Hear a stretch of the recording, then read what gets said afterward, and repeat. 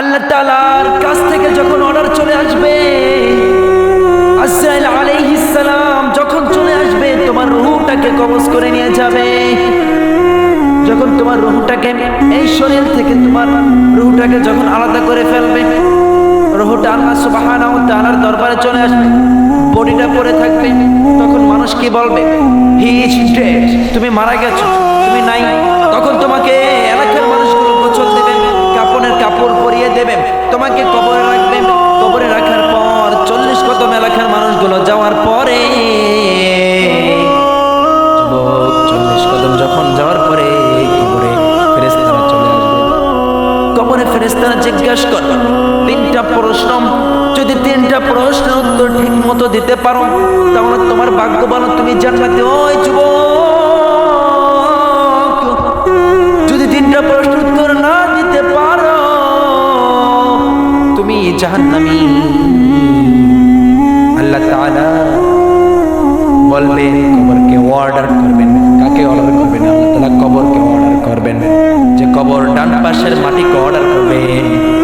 ডান পাশের মাটি এরকম ভাবে চাপ দেবে, তোমার ডান পাশে যে পাঁজরের হাড় আছে বাম পাশে পাঁজরের হাড়ের সাথে মিশে যাবে।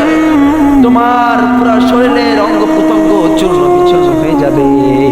এবং আল্লাহ তাআলা যখন বাম পাশের মাটিকে অর্ডার করবে, তখন বাম পাশের মাটি তোমার বাম পাশের পাঁজরকে এমন মাটিতে এমন চাপ দিবে, চাপ দেওয়ার সাথে সাথে তোমার বাম পাশের পাঁজর তোমার ডান পাশের সাথে লেগে যাবে, তোমার শরীরটা চূর্ণ বিচূর্ণ হয়ে যাবে।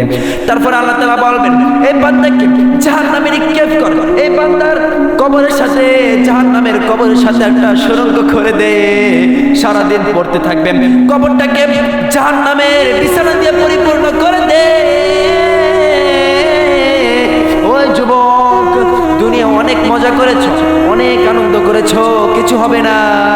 আমরা দুনিয়া যদি একবার পরীক্ষা দেই, ওই পরীক্ষা যদি ফেল করি 3বার দেওয়ার সুযোগ আছে।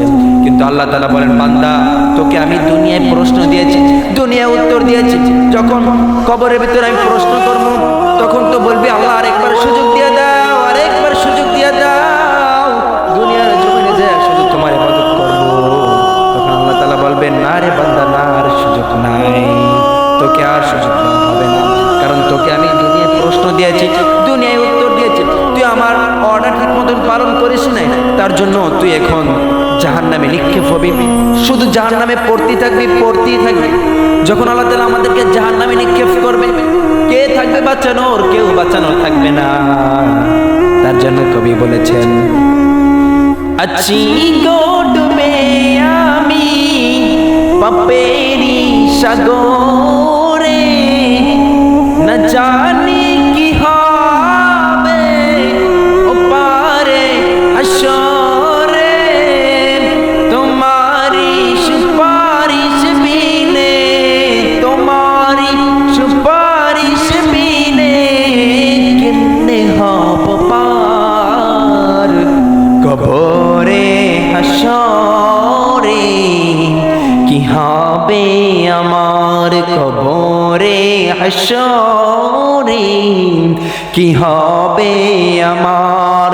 যখন রাসূল তোমাকে শাফায়াত করে তোমাকে জাহান্নাম থেকে জান্নাতে মুক্তি দিবে, আচ্ছা রাসূল যে তোমাকে শাফায়াত করে জাহান্নাম থেকে জান্নাতে নিয়ে যাওয়ার জন্য যাবে, তুমি তো রাসূলের কোনো সুন্নতি অনুসরণ করো নাই, তুমি তো দুনিয়ার জমানায় থাইকে তুমি রাসূলকে নিয়ে কটূক্তি করেছো, অবজ্ঞা করেছো, তাহলে রাসূল তোমাকে শাফায়াত করবে না।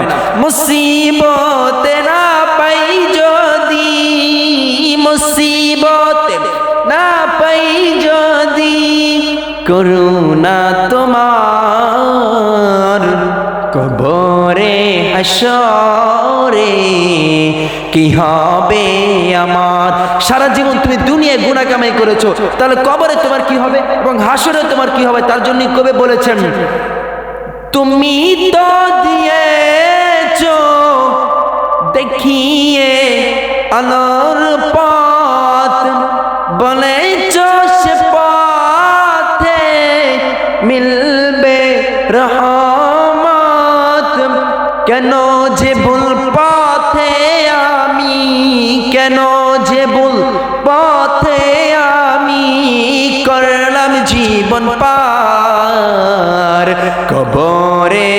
হাসরে কি হবে আমার কবরে হাসরে কি হবে আমার। এই যুবক, তুমি কি চাও না তোমার কবরে যে তিনটা প্রশ্ন করবে, এই তিনটা প্রশ্নের জবাব স্বয়ং রাসূলুল্লাহ সাল্লাল্লাহু আলাইহি ওয়াসাল্লাম পাশে দাঁড়িয়ে তোমার তিনটা প্রশ্নের জবাব আল্লাহ রাসূল সাল্লাল্লাহু আলাইহি ওয়াসাল্লাম দিয়ে দেন? এই যুবক, তুমি কি চাও না তুমি যখন কবরে তোমাকে রাখা হবে তখন তোমার কাপড়ে বিন্দু পরিমাণ দাগ না লাগুক? এই যুবক, তুমি কি চাও না তোমাকে যখন কবরে রাখুক 70 বছর ধরে তোমাকে যখন কবরে রাখা হয়, তুমি কি চাও না একটা পোকাও তোমার শরীরে এসে যে তোমার ক্ষতি না করতে পারে? এই যুবক, তুমি কি চাও না যখন কাল হাসরের ময়দানে আল্লাহ তাআলা বিচারের জন্য ডাকবেন, তখন তুমি কি চাও না আল্লাহর আরশের নিচে যখন তার জমিনটাকে তামার জমিন করে দেবে, মাথার এক হাত উপরে যখন সূর্য থাকবে, তখন তুমি কি চাও না আল্লাহর আরশ মহল্লার নিচে আমি ছায়া পাই? আল্লাহর আরশের নিচে যে বান্দা ছায়া পেয়ে যাবে সে বান্দা স্বয়ং জান্নাতি।